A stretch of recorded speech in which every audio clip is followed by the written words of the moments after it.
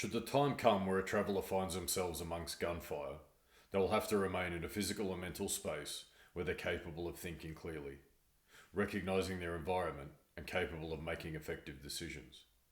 And to do this under stress, where the body will no doubt be experiencing many physiological responses, it's imperative that you regularly break your tunnel vision and single focus by constantly turning your head in varying directions and focus on something in the distance. This will support widening vision fields and breaking stress response thought patterns. When caught in a scenario where weapons are present, it can be said that there are four types of space.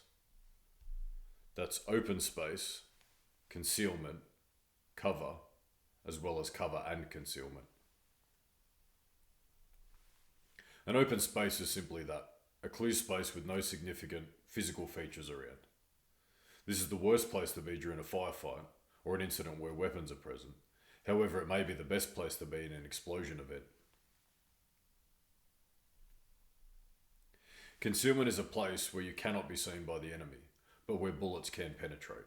For example, behind a curtain, a thin wooden structure, bushes, tinted glass, thin metal structures or even vehicles, or plaster walls.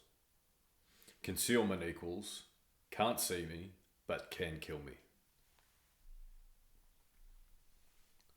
Cover is a place where you may or may not be seen by the enemy, but where bullets cannot penetrate. For example, correctly rated bulletproof glass.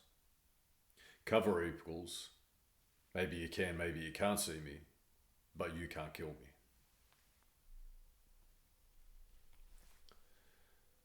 Cover and concealment is the best place to be in a firefight. This is where you can't be seen by your enemy, nor can bullets penetrate and get you.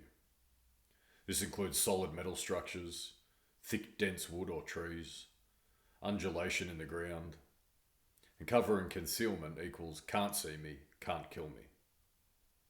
We must however note the cover will change with the calibre and firepower of the firearm.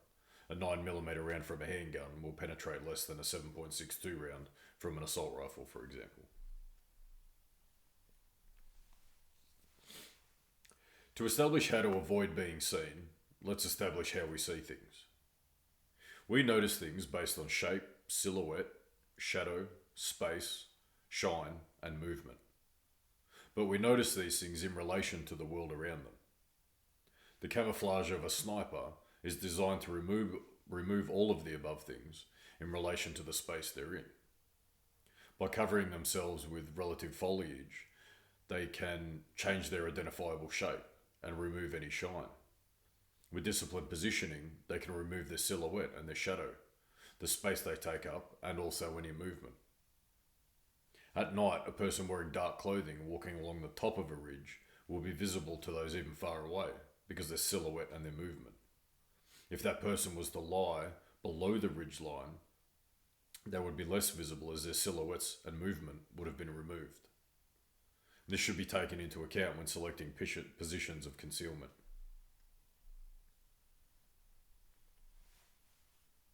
When caught in a firefight or the presence of an active shooter, it may be safest to shelter in place. If the place is covert and provides cover and concealment, that's probably the best plan. But it may be best to move out of the area away from the direction of shooting. When doing this, you should move between cover and concealment, leapfrogging, until you're at a safe distance from the shooting. This is important to remember as you move from position to position. You should aim to move no further than 10 metres or so at a time. The Alive Active Shooter program has some fantastic information on providing awareness of how to survive an active shooter incident.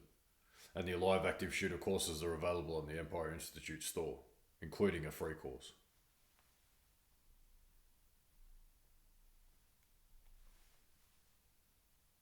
Edged weapons are any type of knife, machete or spear. Any weapon that has a sharp edge. Whilst these weapons obviously still pose significant threat to life, they can be less risk than the threat of firearms simply due to the proximity required to injure a target. If the traveller is employing appropriate situational awareness, they will significantly reduce their risk of being injured by an edged weapon by simply ensuring they're not the softest target in the area. For example, not the oblivious person glued to their phone closest to the attacker. Injuries for an edge weapon are also less likely to be instantly fatal or incapacitating, although that statement is not meant to create complacency. It's becoming more common around the world that mass injury incidents are coming from vehicles that are used as weapons, that is, being driven into crowds of people.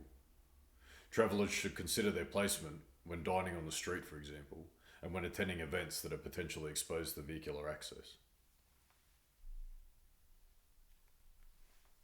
Whilst it's generally a good idea to move away from gunfire, explosions, or armed attackers, you should do so with some caution and awareness. A number of globally recognisable incidents, including Bali, Manchester, and Norway, occurred after a small incident caused people to evacuate an area, usually in panic, only to find that the secondary attack was the one that caused the most damage. The Bali bombings, for example, started with a small explosion inside a venue where Westerners were known to patronise, but it ended with a very large explosion outside as surviving patriots exited the venue. It was this large explosion outside that caused the vast majority of the injuries and fatalities. And this is why we've spoken previously in this course about being aware of pre-organised evacuation points. We must all be aware of the Hollywood effect. We've all seen the movies where the hero will tip over a dining table and crouch behind it. All the while the table is peppered with bullets, but they remain perfectly safe. Relying on what we've seen in movies will likely be very dangerous.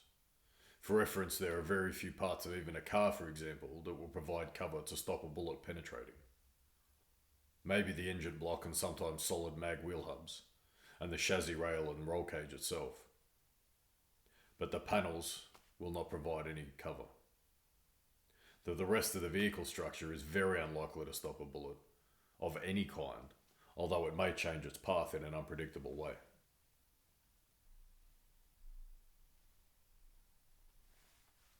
No matter what happens, never consider that you're dead or too injured to continue. Many people survive significant injuries and are still capable of defending themselves or evacuating a scene. If the mindset creeps in that once you've been injured that you are doomed, then that is likely to be the result. If, however, you consider that you are not done until your last breath and that adrenaline is an amazing thing, you have a significantly higher chance of survival. In line with situational awareness, this information and its application can be practiced during daily activities. When you're in public, in your workplace or in traffic, simply think about what is around you and what open spaces, cover and concealment is in your immediate environment. Pick a direction around you and plan what you would do should an incident occur from that direction. Where would you go? How close is the nearest cover? And if there is no close cover, where's the nearest concealment? Thinking this way from time to time whilst in your normal environment will train you to think the same way when under stress. To be most effective, practice this in different environments and even walk through your exit strategy to get an idea of what it looks like in practice. The more entrenched this process becomes, the more it will become instinct when it's needed.